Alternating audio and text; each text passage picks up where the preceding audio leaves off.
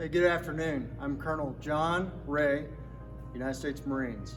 I'm the Senior Naval Science Instructor here at Claremore Public Schools. You can see I have the cadets, the fantastic cadets of the Corps of Cadets here at Claremore. I'm kind of the new guy, lucky to be here. I was in the Marines for 29 years. My bride is at Claremont as a teacher, and I've got three daughters. One thing that's really important is I want to mention is that as Veterans Day approaches, you know, a lot of people don't know what the definition of a veteran is. And a veteran is one that's served, chosen to serve their country, whether that's National Guard or a reservist, all the way to 40 plus years in active duty. And it's a time to celebrate and to thank the veterans that served in the past, those that serve today, and a few that will serve tomorrow. And so it's really something that we should be proud of and celebrate. So I was commissioned a second lieutenant on the steps at Northeastern State University in Tahlequah at a place called Seminary Hall.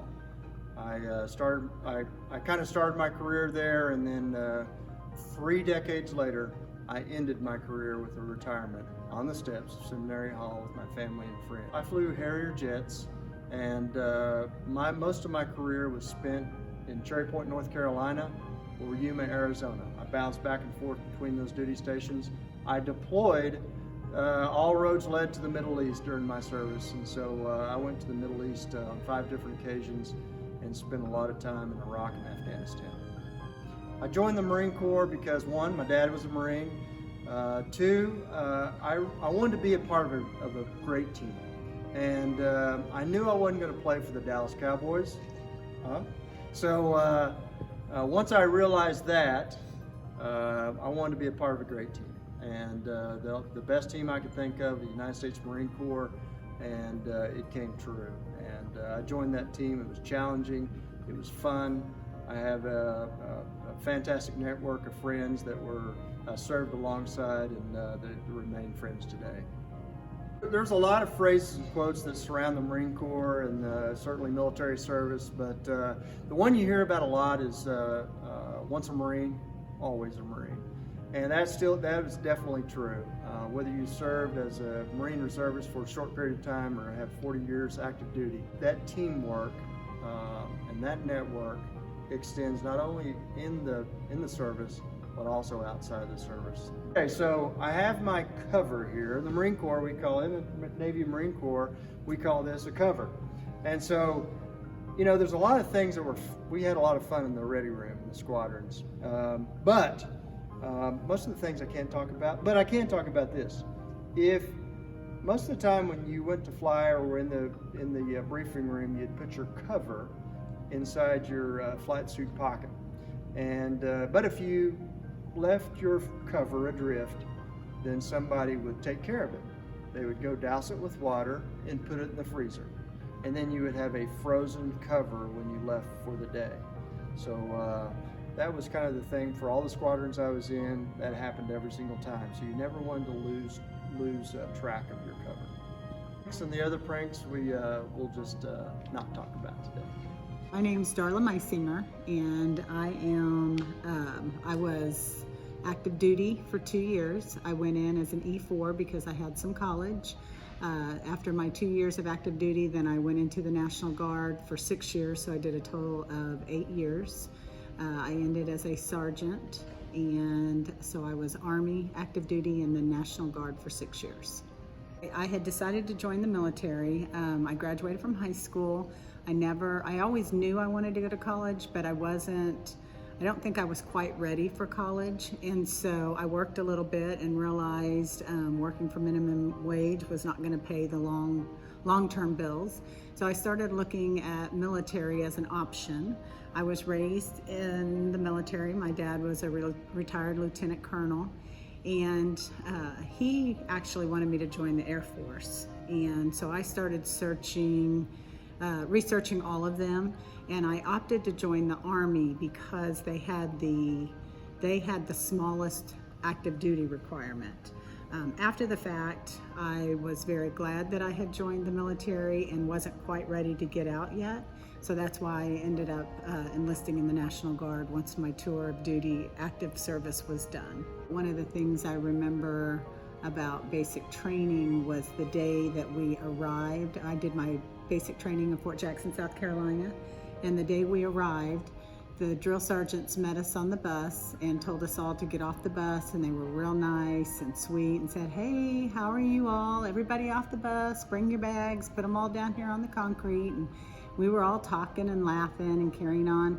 And the minute the last person got off the bus, they started yelling in that drill sergeant yell, and they told us to dump our bags out on the concrete. They told all the women to get their basic toiletries, shampoo, toothbrush, hairbrush, and everything else we had to put back in the suitcase, zip up, and we didn't see it for another 8 weeks.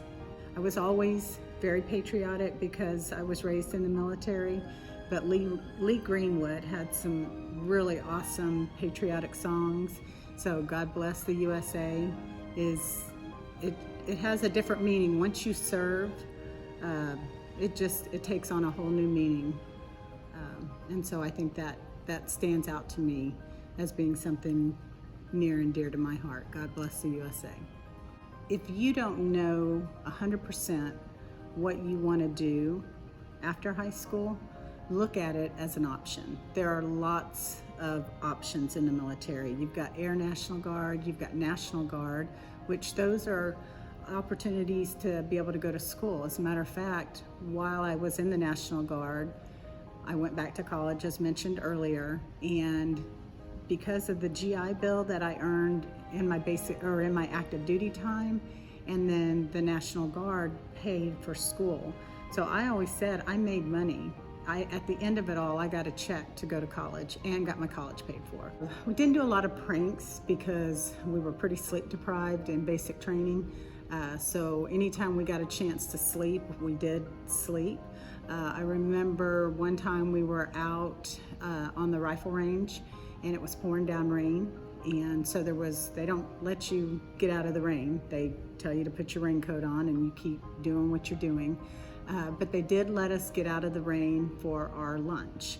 And how that went down was we all lined up in 2 lines on each side of the table, and they would put our tray down at the end of the table, and we had to take a bite and then slide. Bite, slide, bite, slide. So by the time you were at the end of the table, you were done. Whether you were done or not, you were done. My name is Bruceriggs, and of course I'm a teacher here at Claremore High School. I served in the Air Force. I served for a total of 7 years. I served as a non-commissioned officer. I was at the rank of tech sergeant. And the day I enlisted was very interesting because I actually pre-enlisted when I was a junior in high school. And I'd always known that I was going to go to the military. My father was a 42-year Army officer. And I remember he drove me to Oklahoma City to MEPS, which is a military entrance processing station. And I remember the day, it was pretty exciting. He was excited for me. We've had a patriotic family and a family that has served quite a bit. But what he didn't know is that day I wasn't going to enlist in the Army, but I enlisted in the Air Force. I chose the Air Force because they offered some things that were really important to me. They had offered me a job that I really wanted. Once I went into the service, I served as a combat engineer and served primarily the 33rd Tactical Fighter Wing out of Eglin Air Force Base. And that was exciting, but they also offered me the opportunity to go to school in the evening. I actually got my undergraduate degree while in the Air Force, and they paid for every penny of it. I was really not a prankster. I was pretty serious airman, pretty serious-minded in what I did, but the things that I really recall that I enjoyed, every day at lunchtime we played ping pong. We played doubles ping pong. And so you'd have 2 grown men on each side of the table, of course, and it got pretty rough. And it was really enjoyable, but we had the opportunity to do that every day. And that was just one of those things we did to build rapport and camaraderie. I had the honor to serve under Ronald Reagan, and had a lot of respect for Ronald Reagan, and he was good to the troops. He was good to the military. and we were thriving. And one of the things that always stuck with me is the phrase peace through strength. And so throughout my military career and even now, that's a phrase that I think about a lot, is peace through strength. The benefits are just incredible. I mean, the educational benefits, and actually being able to, after a short amount of training, we're talking months, not years, but being able to walk into a career field and actually do a job at a high level is one of the strengths of the military. They'll train you from day one how to perform whatever duty it is that you're doing. So that job experience is incredible. The opportunity to just serve your country and feel the patriotism of service is really, I think, a big benefit. And it was a great way to start life. It really was. Thank you to the Claremore Public Schools staff who have served and continue to serve. David Bolin, U.S. Army. Darla Maeser, U.S. Army. Sharon McGuire, U.S. Army. Tom Schultz, U.S. Army. Robert E. Castillo, Oklahoma Army National Guard. Dick Jaggers, Oklahoma Army National Guard. Col John Ray, U.S. Marine Corps. Chief Skip Jasper, U.S. Navy. Steve Jenke, U.S. Navy. Jessica Lee, U.S. Navy. Larry McNitt, U.S. Navy. Bruceriggs, United States Air Force.